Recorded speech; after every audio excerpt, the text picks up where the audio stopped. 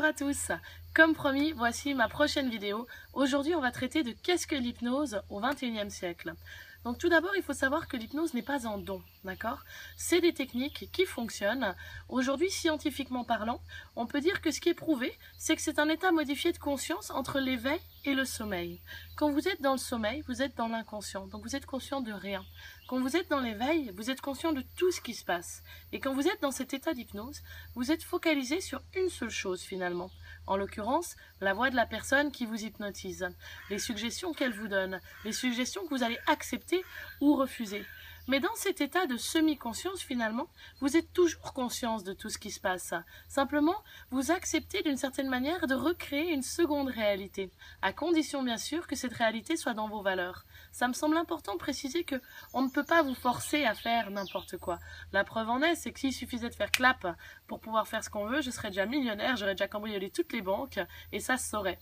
Tout comme si toutes les personnes qui montaient sur scène lors de spectacles étaient des complices, ça se saurait. Les médias l'auraient déjà prouvé, d'accord? Donc c'est important vraiment à comprendre que l'hypnose aujourd'hui c'est un état modifié de conscience qui est reconnu scientifiquement. Souvent on me demande aussi, est-ce qu'on perd le contrôle? Non, pas vraiment. D'une certaine manière, j'ai envie de dire, vous avez toujours le contrôle. C'est un peu comme quand vous conduisez votre voiture ou que vous allez d'un point A à un point B. Je suis sûre que ça vous est déjà arrivé. Vous conduisez ou vous marchez pendant 30 minutes et vous avez l'impression qu'il n'y a que 5 minutes qui se sont écoulées. Eh bien, vous étiez dans cet état d'hypnose, cet état modifié de conscience dans lequel, finalement, vous êtes conscient de tout ce qu'il y a autour. S'il y avait un danger, s'il y avait quoi que ce soit, vous réagiriez. Simplement que vous laissez votre subconscient faire les choses sans vous poser de questions parce que vous êtes, j'ai envie de dire, en sécurité. Par contre, si quelque chose arrivait, vous seriez là et vous réagiriez du tac au tac.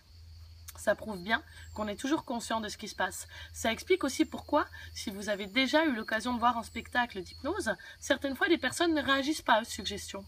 Ou encore, certaines fois, des personnes se réveillent d'une certaine manière. Elles ouvrent les yeux et on voit bien qu'elles sont plus dans cet état. Éventuellement, elles vont se rasseoir à leur place. Eh bien, c'est bien la preuve qu'on ne peut pas forcer quelqu'un à vivre l'aventure. Donc, moi, mon conseil aujourd'hui, si vous avez envie de vivre cette expérience, c'est lâcher prise. Mais ne le faites que si vous avez confiance en la personne. De toute manière, vous ne vous laisserez pas hypnotiser par une personne en qui vous n'avez pas confiance. C'est bien la preuve qu'il ne suffit pas de faire clap pour pouvoir être hypnotisé ou pour pouvoir hypnotiser quelqu'un. Voilà, à bientôt!